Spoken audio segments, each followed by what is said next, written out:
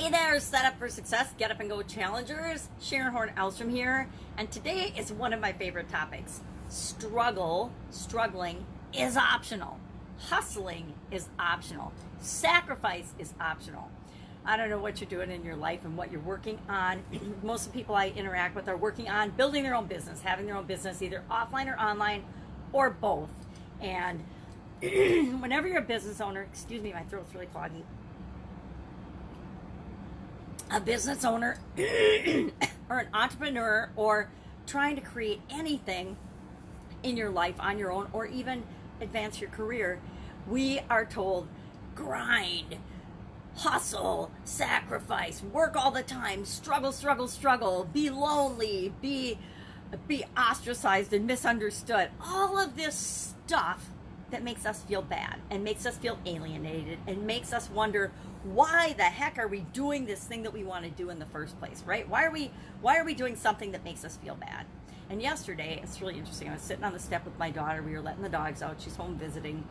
And she looked over at me and she's like, geez, you're just kind of off today. You're kind of grumpy. And I realized that as I was sitting there, I was thinking about things that weren't perfect yet, which is my definition of frustration. I was thinking about some things from the past that were just irritating, and I was actually missing my little granddaughter. She's started school now, and so I don't get to hang out with her every day. I got to hang out with her 5 days a week for sure, and I'm not doing that. And all during COVID, she was my secret COVID Energizer Bunny weapon that kept me happy and upbeat and positive, and I haven't been able to spend much time with her over the last couple of weeks. And so I realized that I needed to turn that around. So how do you do that? And I also was reminded that feeling bad is optional. Feeling anything is optional.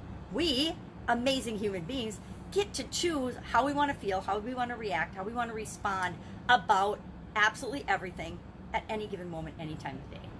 But there's a couple things that I do and did to get me out of that funk. Number one, my daughter and I went for a walk, which always makes me feel better. So what did I do? I did something that makes me feel better. I actually changed my physiology, changed my body, got up, moved, got up and went, right? Get up and go, and did something, took some action to feel better. And usually we can do that in whatever way works for us. Some people it's music, some people it's meditation, some people it's taking a nap, some people it's just breathing. For some of us, it's get outside, get some fresh air, enjoy the beautiful weather. Whatever it is for you.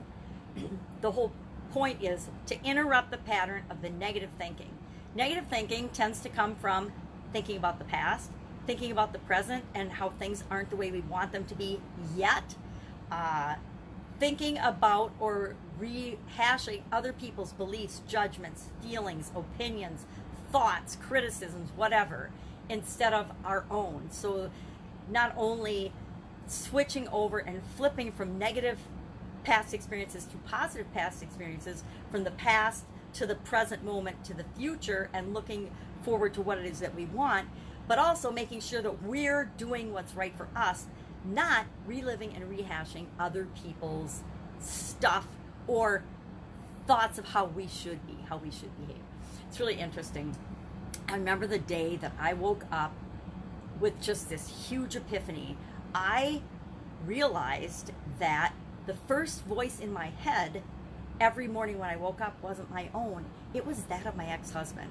And as soon as I realized that, I was able to turn that voice off and put my voice back in my head and think for myself. Now, that's what happens when you live with somebody that's very domineering and very controlling. They can actually turn the volume of your own voice down to the point where their voice volume is turned up and it's the first thing you hear. Now, we hadn't been together for years when I had this realization. So for years, I was literally waking up every day with the shadow of the judgment and the ideas and the beliefs and the opinions and the thoughts and the feelings of another person. Super duper weird and super duper scary. But as soon as I realized that, shut that off and was like, no, I get to have my own thoughts. It's how I feel and think about everything, not how anyone else, not our significant other, not our kids, not our parents, not our teachers, nobody but you is an absolute expert in you.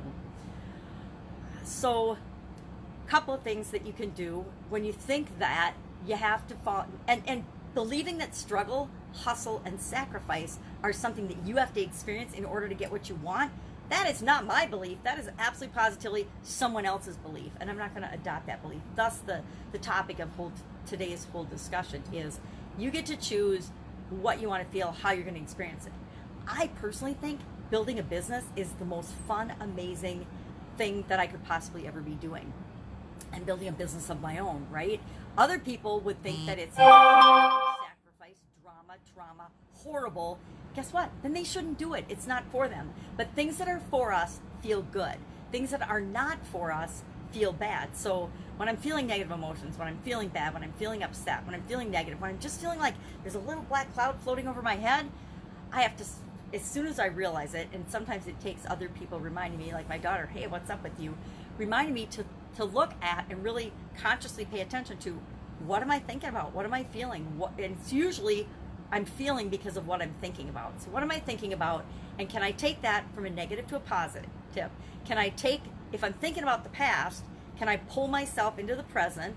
And then if I still need a little positive oomph and vision, I want to look toward the future. Well, yep, this is what's going on right now. But if I keep thinking about the past and what's going on right now that I don't like, I'm just going to keep creating more of that. So what if I think about what I want and ask myself, well, what can I do right now?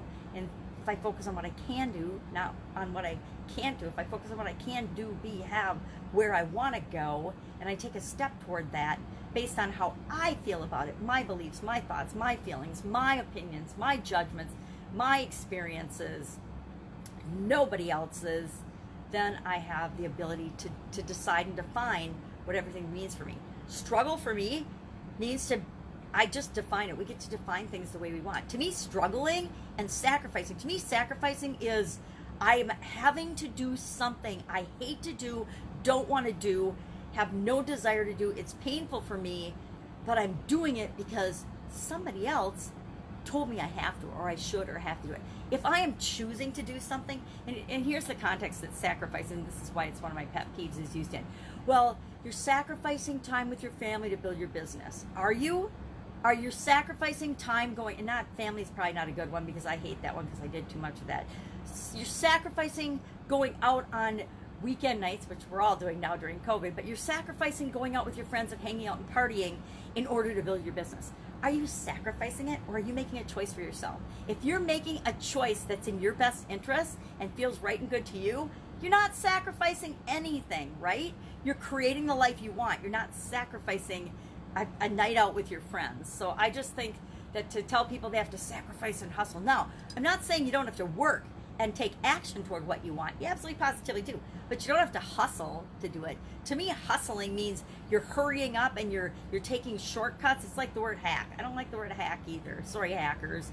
I know it means shortcut. I'm all for shortcuts, but I'm not for hacking. Hacking to me is like if you're a hack, you're taking a shortcut in a negative way. You're taking a shortcut just to cut the process. You're not necessarily willing to put in all the work that you need to put in to create the result that you want. All right, enough pontificating. Love to know your thoughts about struggle, hustle, sacrifice, and do you know and do you believe that it is optional and that we don't have to struggle to get what we want? We don't have to define anyone in other people's terms. It's always up to us. All right, have an awesome day. I'll be with you tomorrow with another Setup for Success as we get ready for our next 30-day Get Up and Go challenge. Take care. Bye.